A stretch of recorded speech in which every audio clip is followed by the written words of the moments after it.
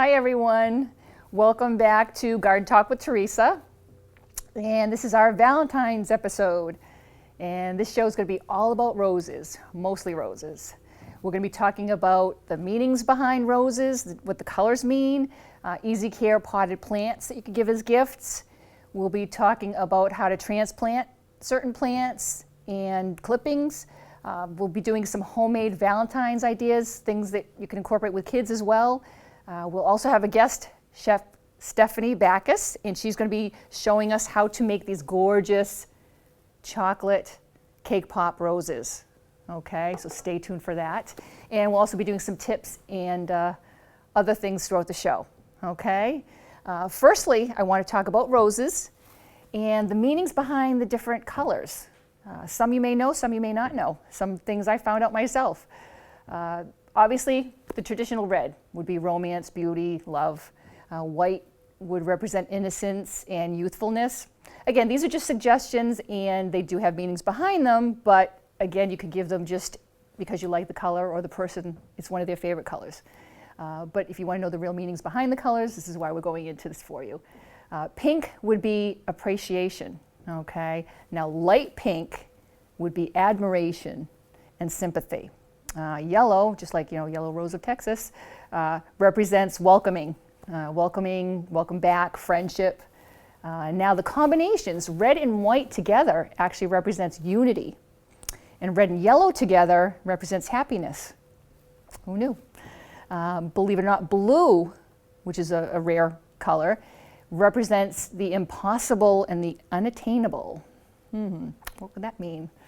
Obviously black, everyone knows, represents death and mourning, but what you may not know, it also represents rejuvenation. And lastly, green. There are actually several shades of green roses. And green represents, just like gardening and the outdoors, it represents vitality and abundance. I'm all for abundance. Okay, and also quantity. Did you know that quantity also has a meaning as far as how many roses you receive or give?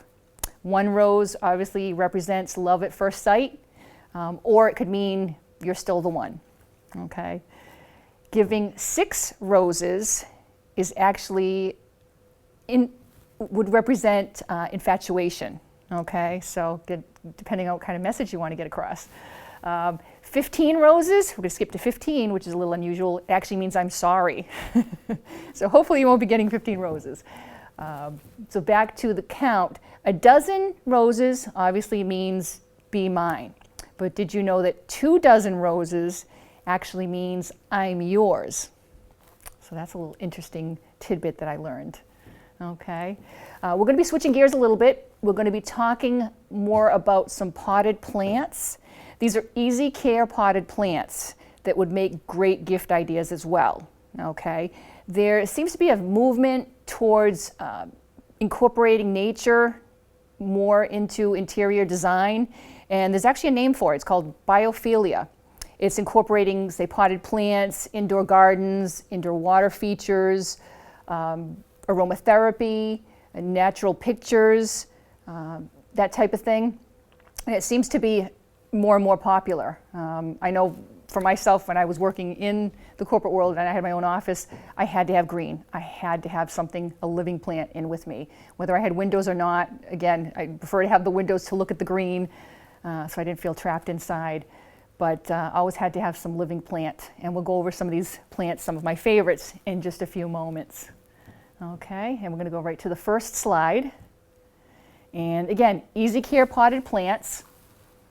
And they can be very decorative depending on the planters as well, groupings, how much space you have, how much time you have to take care of them. Again, we're going to be talking about easy care potted plants. So you don't have to worry about giving someone something that's going to take a lot of time. If you have someone in mind that has either never had potted plants before and you want to get them started, these would be great, great gifts for that. And again, versus the traditional cut flowers, potted plants will obviously last a little bit longer, okay? If not for a long time. Okay, next slide. This is a typical spider plant. They're very popular, very common, because they're very easy to care for. They tend to grow what they call plantlets. I actually call them babies. A lot of people refer to them as babies. And to propagate them, it's really easy. You just cut these little babies off and you just place them on the soil and they will naturally root from there and you'll have more plants. What some people do is just keep the main spider plant and clip the babies and plant those at the base of the original spider plant, and then you just have a bunch of different spider plants growing out of the same pot, which gives a very pleasing visual look. Okay, on the next slide, this is the snake plant. Okay, it's also known as, which for some reason it always stood in my mind because it was so odd, it's known as the mother-in-law plant. Okay, and it tolerates low light and low watering. It's actually a good plant if you don't have a lot of natural light as well. And to propagate, again, when they get thick and full, they're really easy to split and spread into separate pots.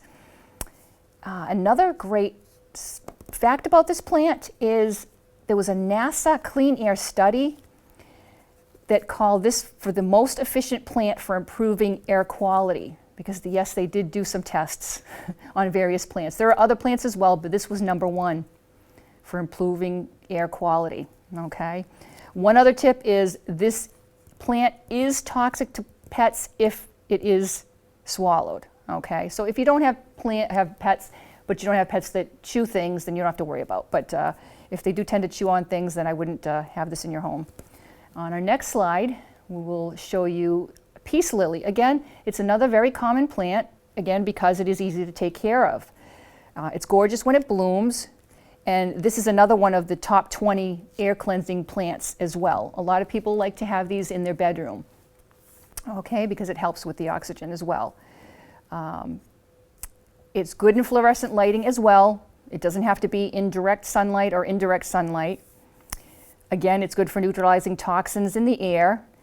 And the good thing about this is they tell you when they need water. When this plant tends to start to wilt slightly, then you know it's time to give it some water. And when you do give it some water, you give it quite a bit. So it likes to go a little bit dry, and then when they start to wilt, then you add the water. And then wait till they start to wilt just a tiny bit again. A rule of thumb is I like to water my house plants once a week, just so you get in the routine of doing it on a weekly basis. But again, look at the plant, especially this plant will tell you if it's not wilting and it's very perky like you see in the photo here, then just don't touch it and just wait till you see the leaves start to wilt a little bit and then give it a good watering. Okay. And the next plant is aloe vera. This is an edible aloe vera. Not all are edible, so just be very, very careful with that. You have your traditional, which is good for, you know, cuts and scrapes and that type of thing, burns. They like to stay in the same pot, so you don't have to transplant them too often.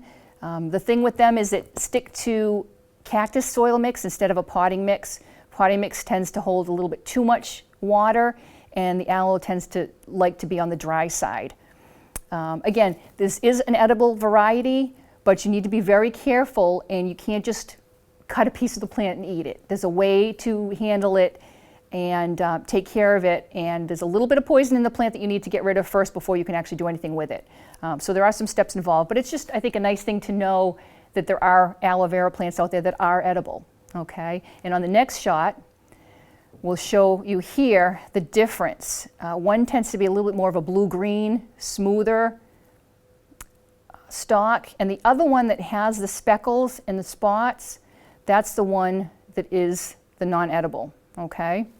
So that's how you can tell. And when they're clumped side by side, you can definitely see the difference. Okay, again, just be very, very careful, but I think it's just a nice fact to know that there actually is edible aloe vera out there. But again, either one can be used for cuts and burns and that type of thing. Okay, and the next plant, this is my absolute favorite because I can just ignore this plant. And yes, it can wilt, but then it'll pop right back once you water it. So again, if you can do it once a week, great, but if you don't get to it and it wilts down and it looks like, oh no, it's dying, it's not going to come back, you water it and it's going to perk right back up. If you tend to get some yellow leaves here and there, you just pluck them off and they're great. They're a nice, gorgeous trailing plant, so it's great to put up high or to have them as a hanging plant as well. Okay, and this is what I always had in my offices because, again, if I wasn't there for the weekend or if I wasn't there for a while, when I came back, just add a little bit of my bottled water and they'd be good to go. Okay, on the next slide, here are some succulents. This is a project that I did. We transplanted some succulents for a customer, and you can see how great, and they're mostly succulents and tropicals, but you can see what a nice grouping with the different pots, the different vases, depending on what your decor is, what your color scheme is. What a great finishing touch, to an apartment, to a condo, to a house. Again, depending on what kind of light you have and how much space you have. Okay, the next slide.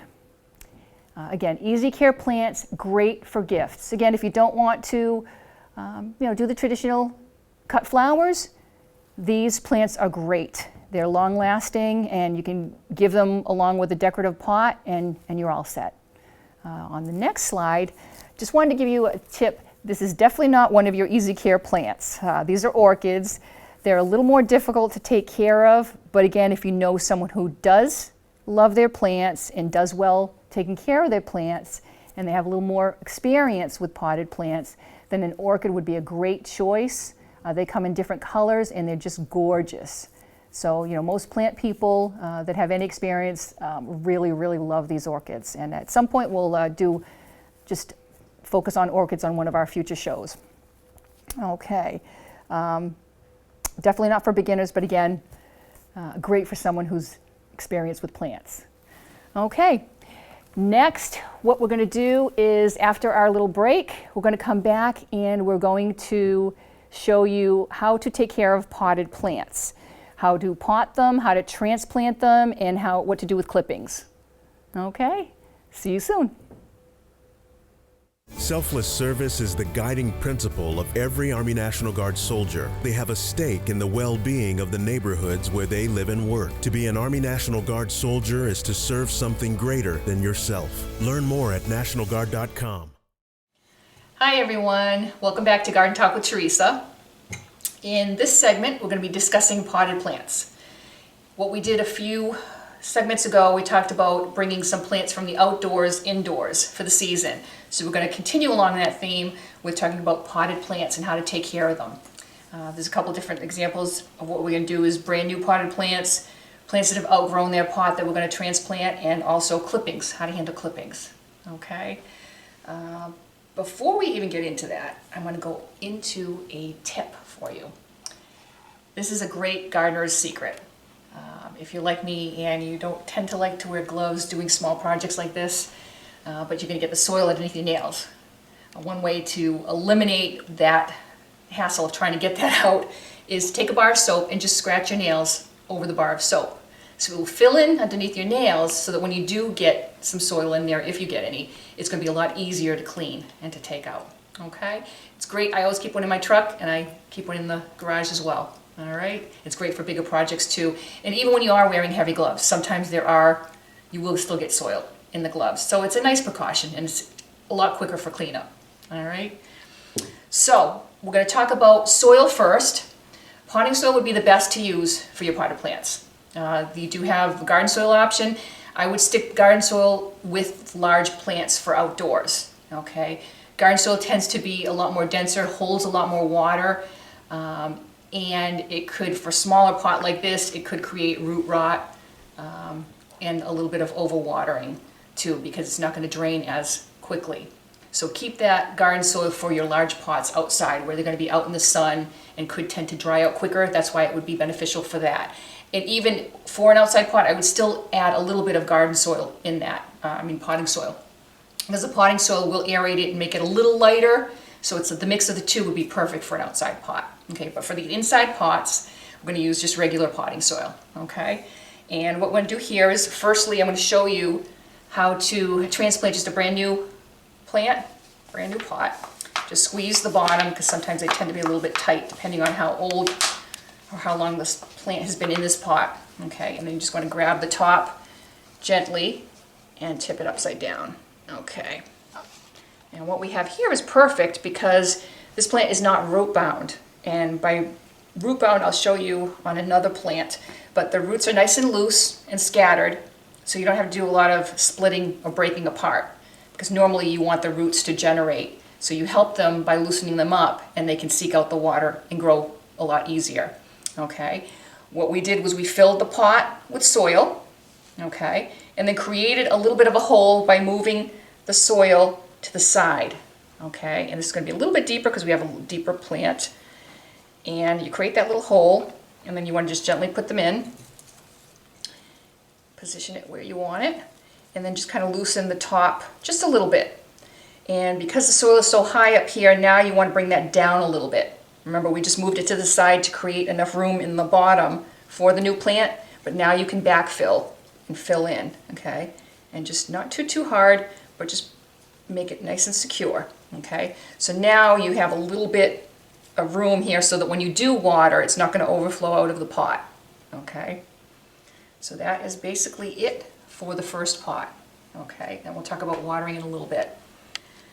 And this is another example. This is what I was talking about as far as being root bound. And obviously we took a peek at this earlier. This is root bound. It's been in the pot so long that the roots just circled and circled and circled because it didn't have anywhere else to go. So when you have a situation like this, the plant will obviously still grow, but if you want it to grow quicker and with less stress, you would break apart these roots, okay? Again, you're not harming the plant, you're actually helping it.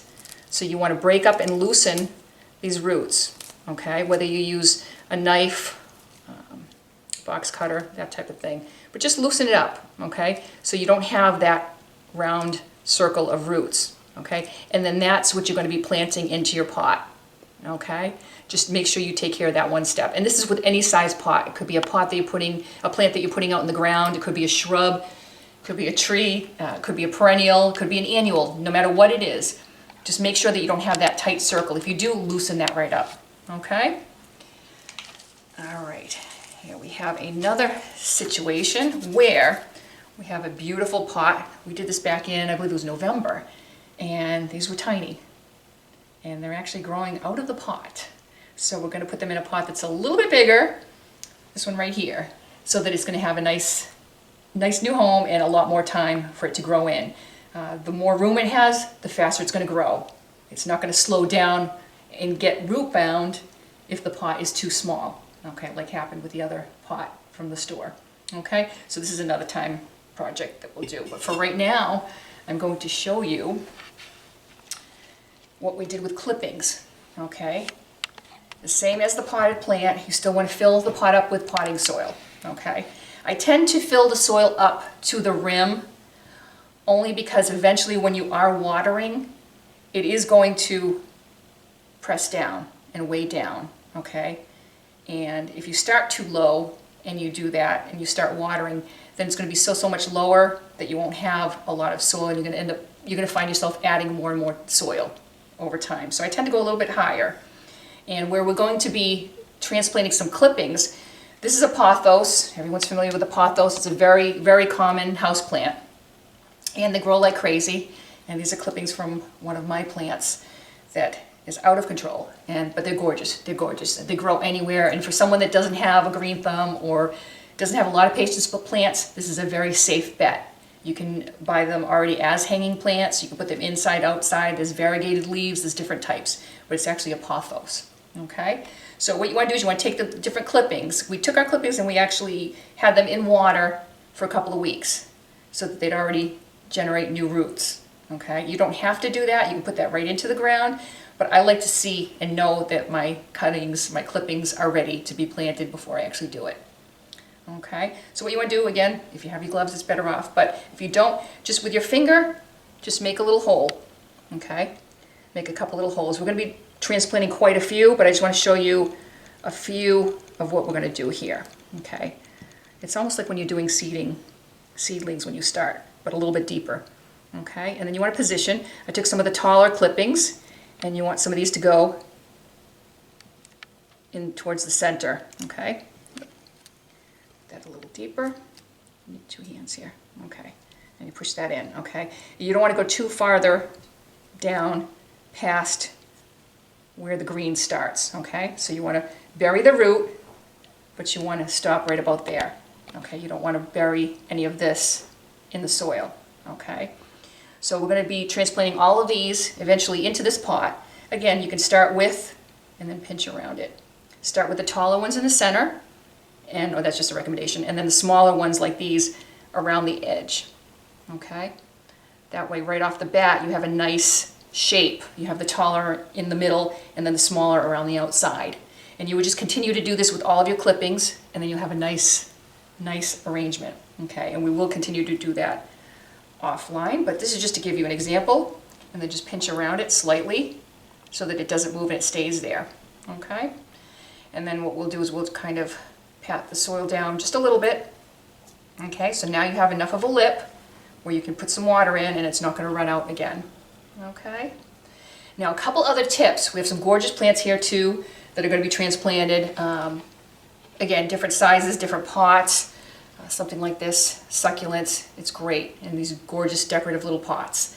A thing about decorative pots that you might want to be aware of, as beautiful as they are, they don't all have holes for drainage. Okay, if you find a pot that you really, really love, like this one does have a hole for drainage, it's gorgeous, but if for some reason it didn't have the hole, and it's something that you really, really like, it matches your decor, what you can do, because you don't want the roots to get water rot, root rot, so you would put some rocks, some gravel or some rocks at the bottom of the pot. Again, make sure you have a pot that's big enough so you have enough soil over the rocks. Okay, so maybe about an inch or so. For a size pot like this, I would say maybe an inch, inch and a half of rocks. Okay, and then put the soil on top of that. So at least any excess water will slip down to the bottom and the roots will not sit in that moisture. Okay, another point to talk about would be watering in general. You want to get yourself into a routine of watering. Like myself, I do it typically on a Saturday morning because that's when I think about it and that's when I'm doing some dusting and cleaning around the house. So I'll tend to water on a Saturday morning. When you're watering, again, you don't want to overwater, you don't want to underwater. And a good test is the finger test, is just taking your finger and poking into the soil. Okay, if it looks dry on the surface, it may still have moisture underneath, so that's why you want to poke down a little bit further. And if it feels dry all the way down, then you want to kind of give it a little bit more than you normally would. Give it a good soaking, because you want it to stay somewhat saturated. And where it's a house plant and we use the proper soil, potting soil, it's going to dissipate and dry out normally. So don't worry about putting too much if it's already dry. If you do feel a little bit of moisture, then just put a little bit of water during that week. Okay. Another tip would be, while you're watering the plants, if you have them near light source, near a window, what tends to happen is your plants will be drawn towards the light source, okay, towards the sun, and you don't want the plant leaning one way all the time. So when you do water, just rotate slightly your pot. Okay, and if you do that once a week, then it's going to grow nice and straight because it's going to turn to try to gravitate towards that window again. So again, the next week, turn it again. So it doesn't really go all one way. So you get a nice look and it stays closer to the center than leaning towards one way or another. Okay, so again, once a week is a nice general rule if you're especially getting started. If you're someone that is a little more involved with the plants and you can tell by looking at them which ones need more, that's great. But if you're starting out and you're not sure, just get yourself in the habit of a routine of once a week, water appropriately, and just rotate the plants. Okay. Another thing with this time of year, the winter time, is dry heat. Where you have, succulents, where you have tropical plants especially, they like humidity. Although when you're indoors, you have dry heat for the most part. What you'll see happening in some cases is the leaves will brown out and the ends and the corners will start to get brown and curl. And it looks like it's drying, even though you've been watering it, and it's not from underwatering. If the ends of the leaves start to curl and turn brown, it's because of the lack of humidity in the air. So a quick fix for that would be just to saturate it with a little spray bottle. It duplicates the humidity in the air. Another thing is if you have all of your plants scattered all over the house, and plants will actually create their own humidity, believe it or not. So if you group a bunch of plants together, it's almost like if you're outside and you're cold and you huddle together, you get the body heat from each other to stay warm. It's almost the same thing with plants, but as far as humidity. So if you group them together, they call it transpire versus, with humans we perspire. So with plants they transpire. So they'll actually share moisture and share humidity. So if you can either sprinkle it with a little bit of water or group them together, and that will actually help them as well too. Okay, and a couple of other little tips. Some people will tend to see some white, it looks like maybe white mold on the top of your plants, top of the soil. That isn't from, it's not going to harm your plants to where they're not going to grow. It's a little more unsightly than anything else. That is usually from overwatering. What happens is it's either there's too much water or you're in a location that isn't in either direct sunlight or artificial sunlight or artificial light, because what happens is it's not drying out fast enough in between watering, so it stays so moist that the mold creates. Okay, and there's a couple things you can do with that is, again, water less, and just do the finger test to see how much you need. That'll take care of it. But if you really don't want to look at the mold and it keeps coming back, you can use a fungicide as well. But again, just a little bit of actually cinnamon from your cupboard, just a little bit of cinnamon too will actually help to turn that as well. Okay, and lastly, as far as plant care, when your leaves start to turn yellow, that is usually from stress, and the stress could be from overwatering and at times underwatering. And by that I mean if you don't water for a while and it gets really, really dry, then all of a sudden it's really, really dry, let me put a lot of water to take care of it, and then you overwater it, and then the soil stays really, really, really moist, and then that keeps happening, you're stressing the plant. So you need to regulate and have it a little bit more consistent as far as the watering. So it's either getting too dry too long or too moist after a dry cycle. So you're not watering it on a regular basis, and that's why they turn yellow like that. Okay, and I think I've covered everything that we intended on covering. Again, thank you for sending in your questions and the things that you wanted to talk about. Again, there's some more things that people have sent in, and we're going to probably do another episode of indoor plant care because that seems to be a very popular topic. But again, thank you, and just send in any more questions you have, and I appreciate it. Thank you. Hello, hope you enjoyed the video. That was actually done at a client's location, and we thought, why not tape it and show it to you firsthand how to do planting pots, transplanting, and doing the clippings. Again, if you have any suggestions, any thoughts, any recommendations, any comments, please send them to me at gardentalkwithteresa@gmail.com. And any of the information that you have seen on the show today, anything that we've talked about, the recipes and everything that you're going to see here will be available on the Facebook page at Garden Talk with Teresa. Okay? And next we're going to be seeing Chef Stephanie, and we're going to be making these gorgeous chocolate cake pop roses. Chris Domine is a husband, father, and athlete because a kidney transplant gave him a second chance at life, made possible by an organ donor. Imagine what you could make possible. Learn more and sign up as a donor. Go to organdonor.gov. Don't mind us. Sorry. Welcome back to Garden Talk with Teresa. And this is the segment that we've been waiting for. Very excited about this. I want to introduce Chef Stephanie Backus. Hi. And Stephanie is from? I'm from Mini Aprons Confections. I'm here today to show you guys how to make some wonderful Valentine's Day treats and make them so that you can have them for Valentine's Day. Mm-hmm. Stephanie, how did you get started? Maybe you can start with that. So my background is I'm an apprentice from the resorts. I did stuff through high school in the programs local, and basically I worked in country clubs, resorts, and some local restaurants. Oh, nice. And now I'm kind of expanding and doing my own thing. Good. So I'm now here to show you guys how to do some cake pop roses and make them look very realistic, and you can easily do them at home. So this is the nice part. So Awesome. Excellent. Okay. So glad you're here. So I'm Great. going to have you help me. Okay. So like I said, there is some different recipes that you can use. I like to use a traditional vanilla cake. It's nice and moist and it gives a little bit of texture. So what I'm going to have you do with this is crumble it up. Okay. And just, you know, you got your gloves on, I'm so ready. get right into it.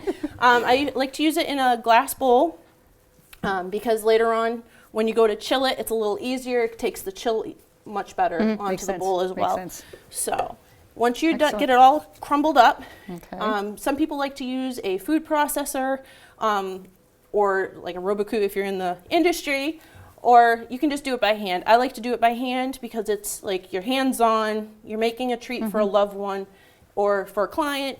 It's so great to actually do stuff from homemade. So And it smells amazing too, by the way. Smells I know, great. it's like it makes you like want to have everything. So. Exactly. So now that everything's crumbled up, so we're gonna go. That was quick. Yep. It's really easy and it's fun, especially if you're doing it with kids at home. Magic of TV. I like to use a buttercream frosting myself personally, or a chocolate fudge frosting, depending on if you're making chocolate ones. Today we're doing the vanilla ones. So we're going to use a buttercream frosting, the crumbled cake. So what we're doing now is basically looking for a texture of to make the balls. So if you were to make the balls separately like this, they won't tend to stay together, which will crumble, will hold as well, and you Okay. also want to add some flavor. So what we're going to do is take a little bit of the buttercream frosting, and you want to add a little bit at a time because you don't want to add too much, because then if you add too much, it will tendency to get too moist, and then it doesn't hold together as well either. So what we're doing is mixing in the frosting. So basically it looks like kind of like Play-Doh when you're all done with it, which is kind of fun. And basically the texture on it, I added probably about like a tablespoon, maybe half a tablespoon of buttercream frosting to the amount of the cake that we were using. So basically the same amount that was there is here. And so basically it's going to look like this, kind of like Play-Doh. And what I'm going to do next is take a ice cream scoop. It's a smaller one. It's about a 1.5 ounce scoop. And we're going to make our balls. So I'll let you start doing that if you'd Okay. like. Actually, quick question for you. Yeah. What got you into baking? I know that's kind of a. my- I love to find out how people got into what they get into. So. Well, my father got me kind of into baking. I Yeah. know that sounds funny. He used to make donuts when I was little. Nice. And then when you get older, I wanted the Easy Bake Oven, and I had a couple of them actually, and that's kind of how I started my college essay when I went in. Good, And good. I just kind of had a passion for it. It's fun. You get to be creative and actually see your product come out into something different. Like today where we're doing the roses, which is Right. very nice. Right. So It's similar with my landscape, and you see the finished product, and that's what you Yep. get the pride in it. And this is instant gratification when you're Yep. done. So see how Perfect. easy it Yeah. is to go from just taking something, adding a little bit of frosting to it. See, there wasn't much that we used at all. Right. Right. And then Perfect consistency. basically, you're making balls. I like to have a sheet pan with a silk pat, or you can use a piece of parchment paper. And what you're going to do is put your balls on there. As you can see, I have a couple already made. And I usually like the tendency to get them nice and rounded. The reason why we make sure they're nice and rounded is because you want to make sure with the consistency on them that they don't crumble when they're freezing. You don't Okay. want to have like a crack in it or anything like Right. that. And it's always fun getting gloves back on afterwards. If I can get it on, that would help. But yeah, so tendency to have, like balls that just, hold on one second. I'm trying to get the glove back on. It won't That's get okay. back on. That's okay. Okay, so now you can add your sticks to your balls. If you're not going to make them into cake pops, you can use, you can make them like flat like this, so that you can do for like a cake, Right. a pastry, sell them as is, however you want to do them. They're great for kids because the kids get to play around with them. So you can really make different flowers too, not just the roses, if that's Right. the case. Okay. Yep. So then what you would do is you can chill your cake balls. I would chill them for about, if you're going to do them the day before, chill them for 24 hours. Okay. If you're gonna do them in the regular fridge. If you're gonna put them in the freezer, I would do an hour to 2 hours, depending on the size of the ball, because you can make all different size cake balls, which is great. Right. So we have some that are already chilled, magic. And that's these ones, so we'll use those in a minute. The chocolate we're using today is white chocolate, and we're using, you can get it in different styles.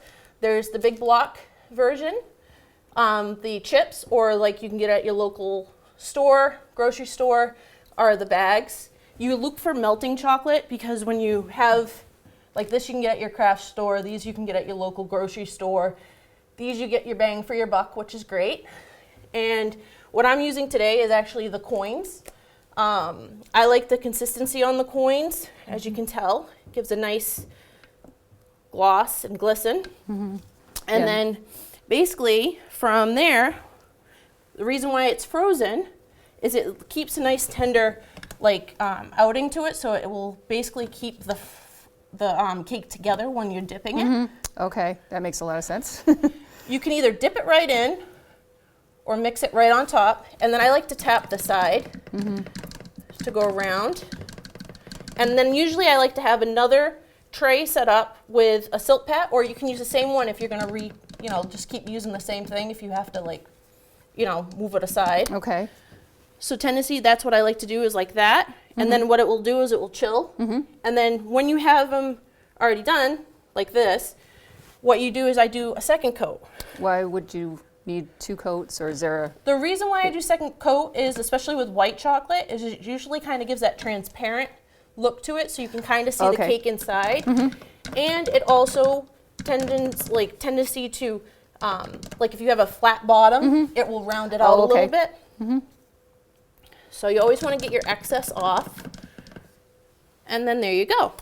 Okay? Excellent. So you can either drop them down on the tray, or you can do them on a piece of styrofoam, set them up like this. Okay. So we'll do one more, which I already have. And we're just gonna go like this so you guys can see that as well. So it's easier to do it that way instead of just dipping it in and rolling it around? Especially when I'm using the chocolate melter, the warmer. So there's different versions in which you can do. You can either do, if you're doing it at home, a lot of people like to use the microwave if they're using a microwavable chocolate. I like to use the warmer because that's just how I have my stuff. Stays pretty consistent that way too, right? Yeah. So see, if you don't get it all off, tendency you'll have drippage, everything. If you have drippage, I would suggest putting saran wrap on here. Because then you can easily take the chocolate and reuse it again. Ah, that's right. There's no so you're waste. not wasting. Yep. Perfect. And then if you have at home, I don't know if a lot of people know, the double boiler.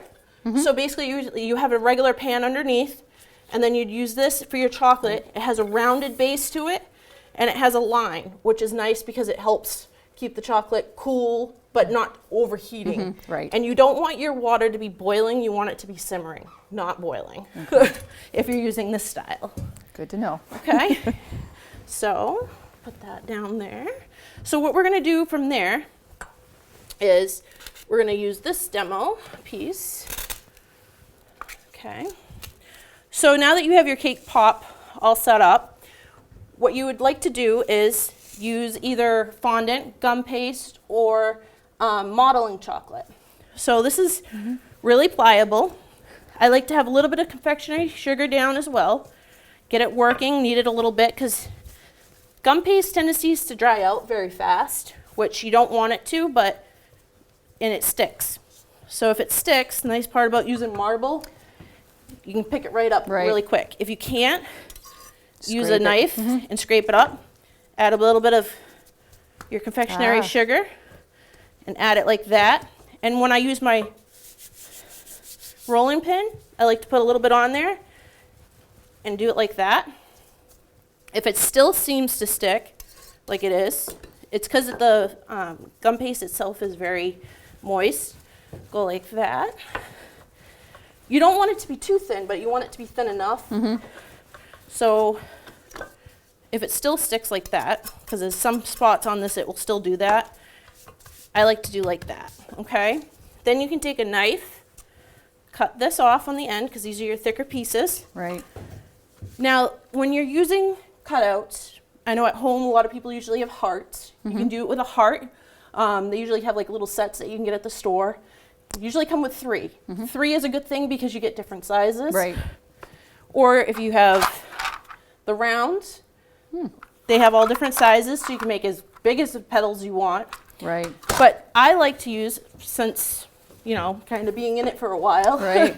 I found these lovely little tools. They're great. They look like little zigzags. There's different sizes. So I tend to get 6 petals out of these when I'm done.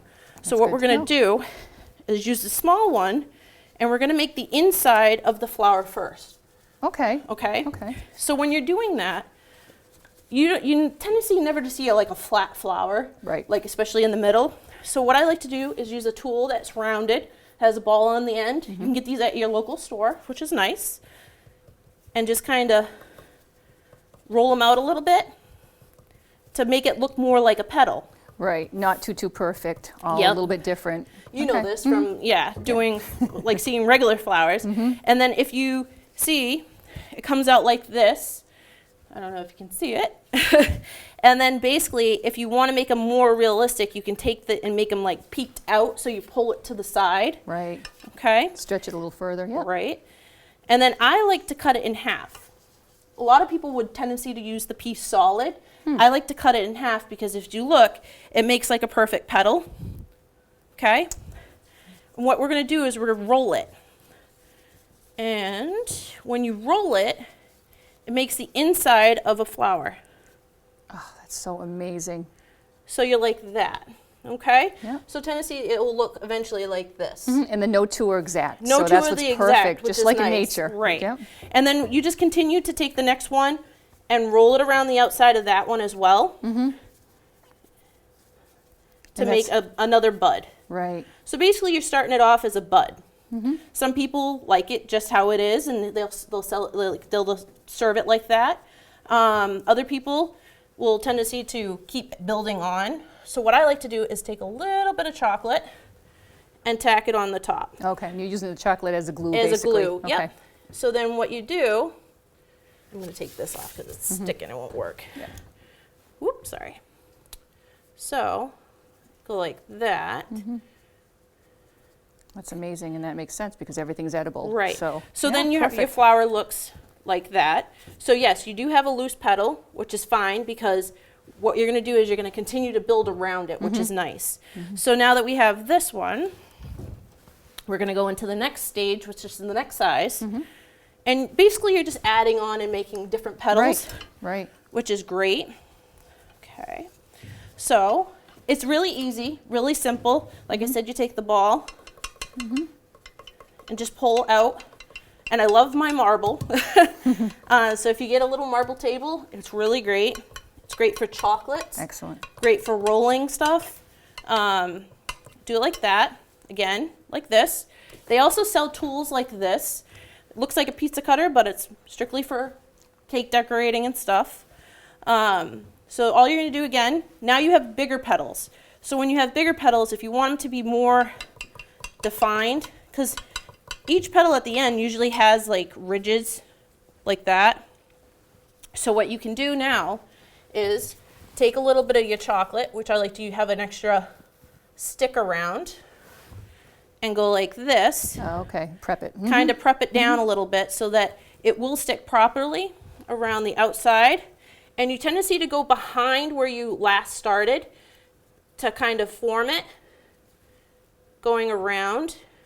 So eventually it starts to look like a flower. Beautiful. So it kind of goes like that. Okay? So basically I've showed you a few steps on how to like get it going. Right. You can add on and go from that size, make it bigger.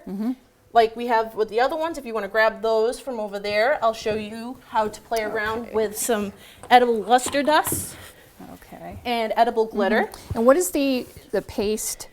The paste that we're using is a gum paste today. Okay, okay. Tennessee, you can use, like I said, fondant, modeling chocolate, gum paste, which I'm using, or you can even make each edible petal, but it takes a while to do those. And then the flavor on the paste? The flavor on the place is a vanilla on this Okay. one. So it's like a plain, Like a it's mild- like their cell plain, but you can always add different flavors to it. You can jazz it up if you want to do like a, say you want to do a cotton candy one, you can always add flavors Oh, like wow. that, which Okay. is fun, So it especially has- if you have kids. So it's a little on the sweet side to It's a little start? it's a little sweet, but Okay. not as sweet as fondant. Okay. I oh, have okay. clients that will tendency to like the gum paste 'Cause a it's little milder. bit better. It's Oh, a little good. bit less mild Okay. than the normal.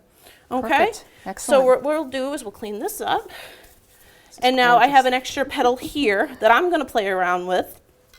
And Teresa's got one of the flowers that are already done. And there's one over here as well, which will show you. You can do them in a regular cake ball as well, like this. Dip them, put them out on your tray, and then start your flower like you normally would. It's very pretty. And you can basically just have some fun with it. This is where you can get creative, Right. especially if you have kids. If you want to do all the cake flowers and then have Right. the kids decorate them, That's you can do true. it like that. That's true. Less hands-on. There's luster dust that they call. There's pinks. Different versions is like super pink rose, super red. You can add gold tinting to it, pearl, and you can even do watercoloring. So what you would that's want is amazing. to use like food coloring, add a little bit of water base to it, and go from there. And the fun part is we get to use some edible glitter. That's what I've been waiting for. That's my favorite part. This is what I'm looking forward to. She's all excited for the I edible am. glitter. I am. I really want to try that. But now, how about as far as the colors? Red tends to be a little. Red, it seems to be Vibrant. like not the, it's too much, and sometimes Okay. it will stay in your mouth. A lot of clients Okay. and stuff will say, oh, it stains in my mouth. Okay. Well, usually if you use it in a water tone, like water base. Okay, so if thin you it add a little down. bit of water and paint, take a little bit of the, paint in the sense of taking a little bit Right. of the food coloring, Right. dab it on a paper towel, Okay. and then add a little bit of water to your brush. Right. And then you can paint on the flower itself, Okay, and so it it's will not- actually give it like a water base or two-toned in a sense, which is really pretty. Yes, it's less intense. Yes, as far as, exactly. And less messy. Okay, that's what I was wondering. So what you get to do is the fun part. Okay. So I have a, it's a antique pearl lace, luster dust, and you guys will get to Wow. see. And this does harden too. The paste does harden. It gets like to a harder salt base to it, but it's nice. And all I'm gonna have you do is, if you can see, you can start adding color to it. So what it does is nice. it gives a nice shimmer to the flower itself. It does. So you can either do this on the whole petal or maybe Yep. just on touching Like highlighted touching, like highlighting. portions. Yep. So what I'll do is I'll do a pink one, and I'll do it on this one so y'all can see That's that. amazing. It's amazing. So you can go as heavy or as light as you want.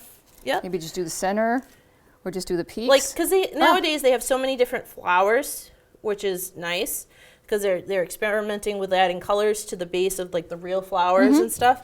So Right. you never know what a flower actually is going to look like in the end. So this is where you can get really creative. Do the full flower like that. That is great. Wow. So it kind of Yeah, gives you can like really a see it shimmer. on the- See the like it's like two-tone between white and the pink, which is nice. Yes, a little translucent. And you can go as dark as you want, which is nice. You can keep adding colors and keep making it darker. So where you could actually add like the red first and then add the pink afterwards, and it kind right. of gives you that two-toned color. Right, again, which is more like realistic. that burgundy tone. So and that's the fun part. Yeah. This is, I know you've been looking to do I that. have So been.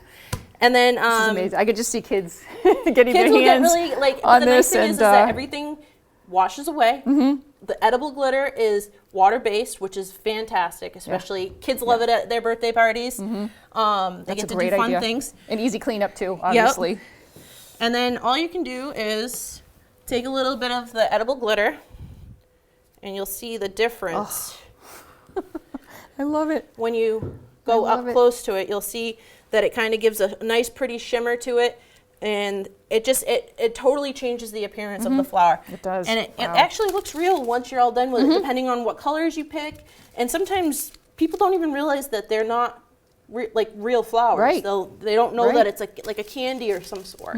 So, Beautiful. which is nice. Beautiful. This is amazing. This is so much fun. I love this. I love this. Well, it's nice because you get to be hands-on. So the only thing I want to just suggest is when you're doing your chocolate, if your chocolate gets too hard or is starting to, not getting like too hot in a sense, because there's different melting times for temps for the chocolate, especially white chocolate, you can always add and do the seeding project where you just add a little bit of whole chocolate that's cool, and it brings the temperature of the chocolate down. Okay. You mentioned seeding. Like as seeding, far as not like your Okay, seeding. not my seeding. All right, your seeding. Okay. Like cooking Cooking seeding. seeding. So basically it's like seeding the chocolate in the sense of taking it off the heat, adding some chocolate that's already cool, like basically like some of the, cold coins, and just throwing them in there just to kind of cool the chocolate down to temp. Okay. And it keeps the chocolate so that it will actually harden up instead of becoming like a weird texture at the end. And you can always tell if you didn't temper your chocolate correctly. It will cause a like speckle effect once it hardens, or sometimes it won't harden at all. Oh, okay. So that's why when you add like oil, anything like that, you got to be careful because it could just stay in a liquid form. Right. That's why I like to add shortening if your chocolate, especially white chocolate, has a tendency of not wanting to temper properly if you're at home. But if you know how to properly temper, just add a little bit of shortening. Everybody has shortening usually at home. Just a little bit. Add a little bit of because it's like a fattening, and you're a fat, and you're adding it back into the chocolate, and you have better chances of adding a little bit at a time versus one big pour. In a sense. Right. And then just check it little by little. Okay, but perfect. I hope you guys had fun. Perfect. This is awesome, and I got to use my glitter. This is so great. And she got to use her I glitter. got to She's use all my glitter. excited. That's made my day. You made my day. And here, if you want, like, you can actually try one at the end if you want. We will. Yeah. But actually, before we go, I'm going to ask you to help me with a little project of my own, okay? Yeah. And again, thank you so much for this. This is just a wonderful, wonderful presentation. My pleasure. Thank you. We'll have to have you back for sure. Thank you. I wanted to go into a little project that you could probably do with the kids. It's something that you can do at home with things that you probably have at home. And we're going to start out with some of these. Is that a puzzle piece? It's a puzzle piece. So you can take puzzle pieces, if you have them around the house, puzzle that you have some missing pieces, or you can get them for $1 at the store, and then you Yard can paint sale. them. Yes, anywhere. And what I did was I bought a couple small boxes, $1 a piece, and I got a couple different sizes, some larger, some small. And what you do for this project, because we're celebrating Valentine's Day, is we painted them, so you can see the different colors. We painted them red. white, red, and pink. Okay, so what we're going to do then is, again, items that you have around the house, just take some cardboard, cut out the shape of a Everybody's got heart. Cardboard. Everyone has cardboard, yep. You can do this with different shapes. It doesn't have to be just Valentine's Day. It could be shamrock for St. Patrick's Day. It could be something for 4th of July, you name it. The Easter. possibilities are, yes, yeah, an Make an egg Easter for egg. Easter, yeah, all different seasons. So what you would take is the base, and I wanted to use red for this because our colors are red, white, and pink, but I wanted the red to stand out a little bit more. So we painted the center red, and you don't have to do this. You can do it any color, and you don't have to go all the way to the edges because we're going to be covering that, and I'll show you in just a minute. So what you'll do is you'll take your puzzle pieces, and you can either do it with hot glue gun, which is what I used. If you're doing it with the kids, then maybe just use Elmer's glue because that'll be sufficient, okay? And you just glue them on to your frame.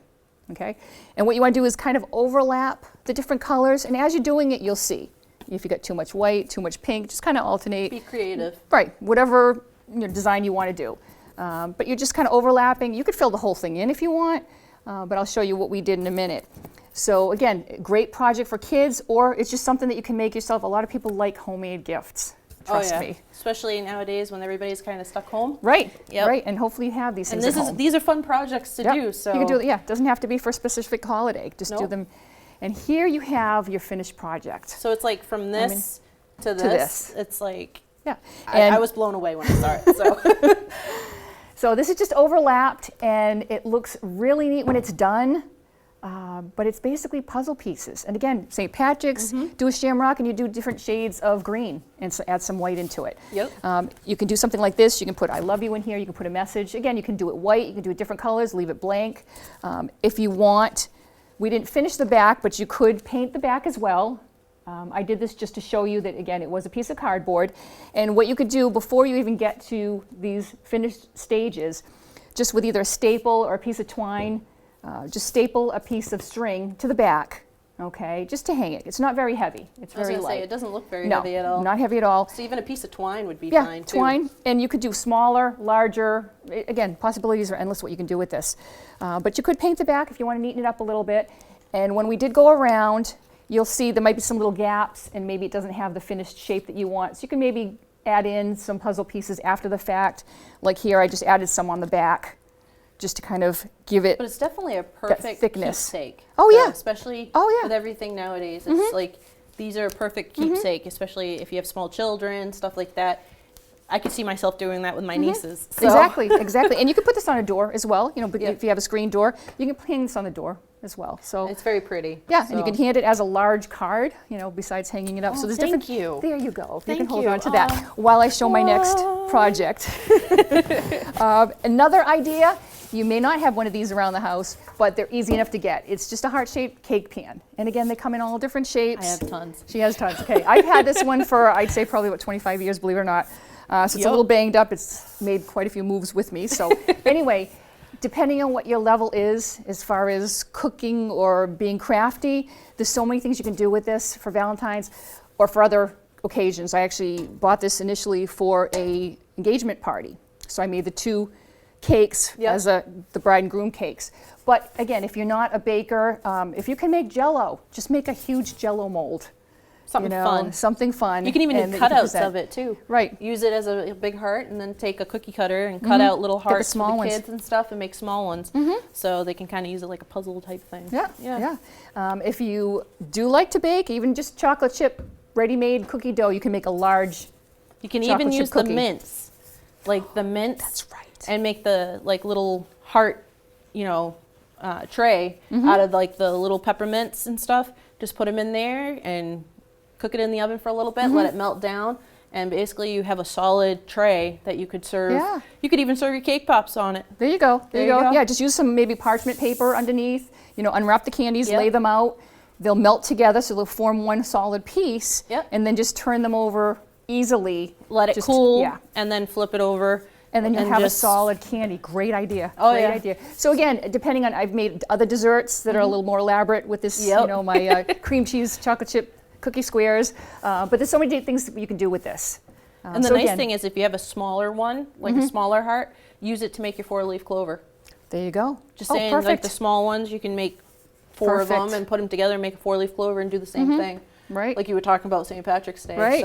So when you're getting your supplies to make your chocolate roses, look for a cake pan. everybody's well. got them. Yard sales, wherever. So because you could do so many different things with this. Yep. Okay. And that is our show for today. I want to thank again Chef Stephanie for Thank joining you. us. And thank you so much for all of your suggestions, your feedback, your input.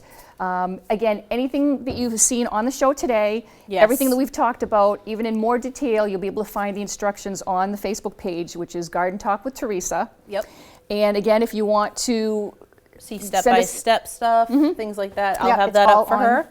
It'll be all on the Facebook page. And if you want to get in touch with me, again, it's gardentalkwithteresa@gmail.com. Tongue twister. Tongue twister.